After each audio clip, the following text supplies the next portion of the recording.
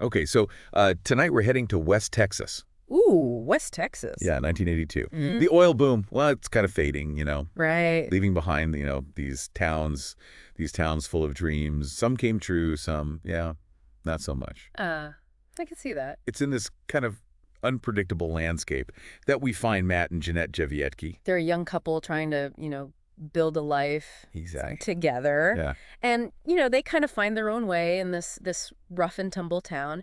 Janette, she's full of life. She's talented. Yeah. Lights up the stage at this local club. It's called the Doll's House. The Doll's House, right. So it wasn't like their, planned out life, but they made it work. They did. And Matt, he was really supportive. Oh, that's great. Yeah, he even came up with this, little scheme to help with her tips. Oh, really? What did he do? He would, pretend to be just another guy in the club. Oh, sneaky. Yeah, shower her with attention and, of course, extra cash. Wow. That's pretty clever. Yeah, it really shows their bond, Absolutely. They're finding joy in the unexpected. Yeah. Then their lives changed again, big time. They had their daughter, Nicolette, Oh, wow. a brand new baby, just 11 days old. Oh, that's so sweet. Should have been, a whole new chapter. You think so, yeah. Instead, it became, the start of this mystery. Oh. It's haunted their family for over 40 years. Oh, no. What happened? Because 11 days after Nicolette is born, Janette disappears. Disappears. No note, no warning. Oh, my gosh. Just gone. That's awful. It's baffled investigators for, decades. Conflicting accounts, Wow. dead ends, just questions with no answers. No. Tonight, we're going to try to untangle it all. I've got Matt's account, police records, and even some insights from the detective working the case now. The cold case now, obviously. So we're going deep. Back to Odessa, back to the 80s. Exactly. To understand what happened to Janette, we got to understand the world she lived in. Yeah, Odessa back then, it was a place of, stark contrasts. You had that, afterglow of the oil boom. So many people went there thinking, this is it. This is my chance. Right, opportunity. Yeah. But also, there was this underlying, volatility to it all. It could all disappear. Yeah, as quickly as it came. That's exactly where Matt and Janette found themselves. They moved there from Colorado Springs, Okay. hoping for that better life. But when the oil industry, took a downturn, they had to, Adapt. Yeah, adapt. That's when Janette started dancing at the Doll's House. Right, to make ends meet, to keep their, keep their dreams alive. Exactly. In this town that was changing all the time. Yeah. And for a while, it worked. Yeah. They found their own happiness, even in, I guess, this unconventional setting. Right. But then came Nicolette. Their priorities changed. Of course. So Janette stopped dancing, started waitressing at the club. They were getting ready for, parenthood. It's a huge change. It is. And then, September 13th, 1982, it all changed. What happened? Matt, Janette, baby Nicolette, they're driving home from a barbecue. Just a normal day, Joe. Sounds like it, yeah. But then, as they pass the Doll's House, Janette asks Matt to stop. Oh, why? She just wanted to say hi to some friends, maybe talk to the owner about, coming back part-time once the baby was older. Okay, seems reasonable. Yeah. So Matt waits in the truck with the baby, figures she'll be back in a few minutes. Yeah. But those minutes turn into hours. Uh-huh. Then a whole night of worry. He couldn't contact her, no phone, no car, just, a newborn baby. Oh, that's just awful. It wasn't until the next morning he finally gets to a payphone, calls the police, and that's when, things get frustrating. Oh, what do you mean? The police, they tell Matt not to worry. Seriously? They just assumed she'd turn up. They kind of wrote her off as, a party girl. They didn't take it seriously. Not really. They totally missed that she had a newborn at home. That's just, I don't even know what to say. But Matt, he wouldn't give up. He knew something was wrong. Good for him. Kept pushing the police, demanding they actually investigate. Then, a week later, things get even stranger. What happened? His truck, the one he was waiting in that night, it's found abandoned at a motel outside of town. A motel? That's true. It was called the Sahara Motel. Kind of a, one of those places people just pass through. Right. Lots of secrets. Yeah, exactly. And there it was, Matt's truck, just sitting in the parking lot. But it was stripped. Stereo was gone. Tools all gone. Like an empty shell. Yeah, like someone just used it and tossed it aside. You'd think that would be a break in the case. You would, right?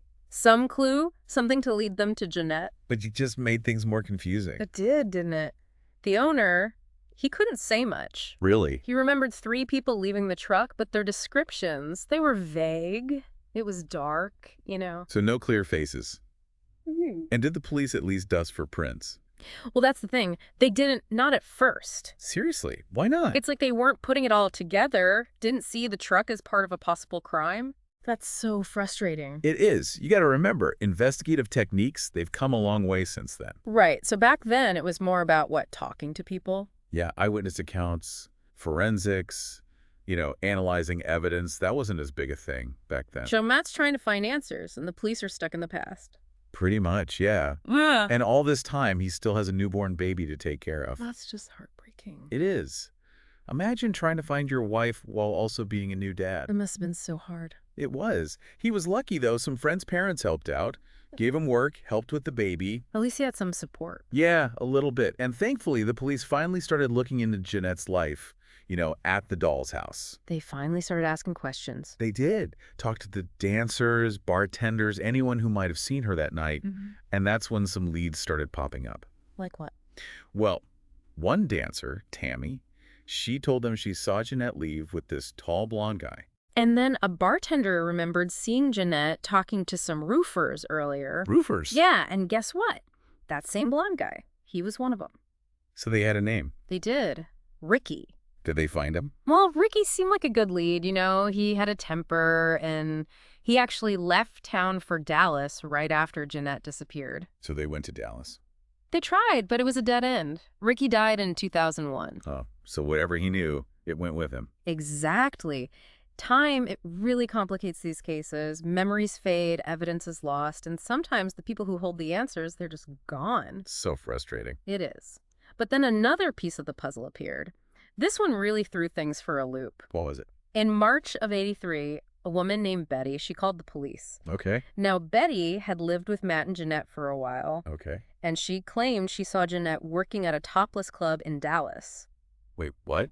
Yeah, and she even said she talked to Janette, and Janette told her she didn't want to be found. She didn't want to go back to Odessa. That's what Betty said. But that doesn't make sense. I know, right? It completely changes how we see Janette. Like, did she want to disappear? Did she leave on purpose? Yeah. Or was there something else going on? Something forcing her hand? Matt must have been floored. Oh, absolutely. He insists Janette would never abandon her family, especially not their baby. So what did the police do with this new information? Well, they tried to track down this Dallas club and the talent agency that supplied the dancers, but they hit a wall. The agency was gone, vanished. Like it never existed? Pretty much. Just another layer of mystery. So we're left wondering, was Betty telling the truth? Was it a case of mistaken identity? Or was someone using Janette's name, someone who looked like her? It's a chilling thought, isn't it? And if so, who was behind it? And where was the real Janette? So many questions. I know. It's like we're stuck in this web and every thread leads to another dead end. But even as time went by, there were still moments that gave a little bit of hope. Like what? In 1990, some oil workers, they found a skull in Crane County. It had been buried for a long time. Could it have been Janette? That's what everyone hoped, but they couldn't identify it right away. It wasn't until 2013, with better DNA testing, that a new detective on the case could finally figure it out. So they had an answer. They thought so, yeah. It felt like a turning point, a chance to finally give the family some peace. But the DNA didn't match Janette. The skull belonged to someone else. Oh, that's awful. So close. It was devastating for Matt. He had to face the fact that his wife was most likely gone. I can't imagine. He later said that on their 20th anniversary, he had a sort of funeral for Janette in his mind.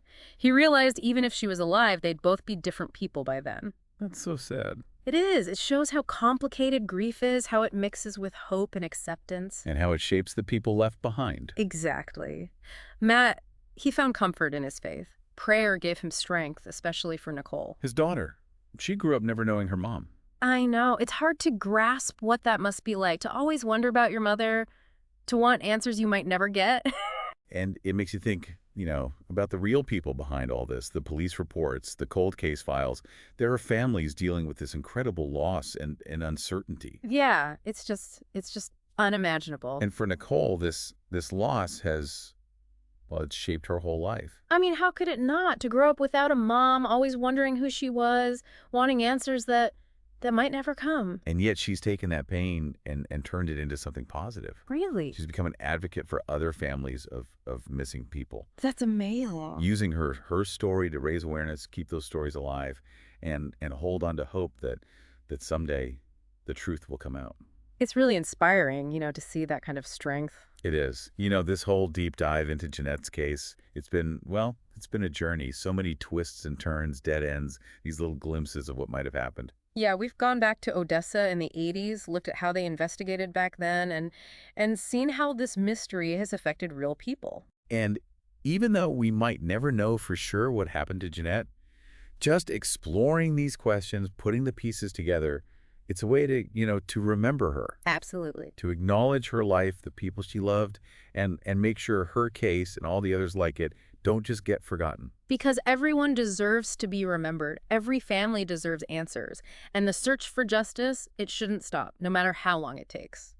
So as we wrap up this deep dive, I'm curious, what stood out to you? What are your thoughts? What theories, caught your attention? Yeah, we'd love to hear from you. And if you have any information, anything at all, even if it seems small, please contact the Odessa Crime Stoppers or Detective Gonzalez. You can find their info in the show notes. Because even a tiny detail could be the missing piece, the one that solves this puzzle and finally brings some peace to Janette's family. Sometimes the answers are closer than we think, just waiting for someone to connect the dots. Janette's case shows us that mystery can be found anywhere, even in ordinary lives.